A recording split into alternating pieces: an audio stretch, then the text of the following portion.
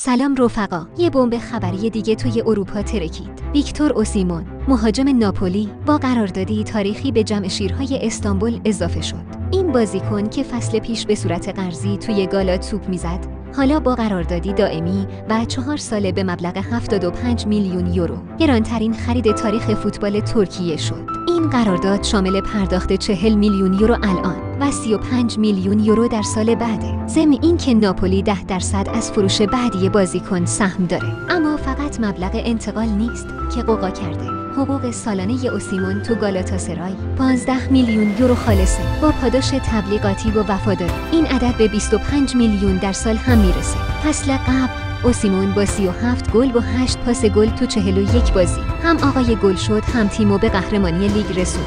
یعنی این قرارداد فقط یه خرید با مبلغ بالا نیست، یه سرمایه گذاری واقعیه. گالاتاسرای با این حرکت نشون داد که دیگه فقط یه مدعی تو ترکیه نیست، میخواد توی اروپا هم دیده بشه.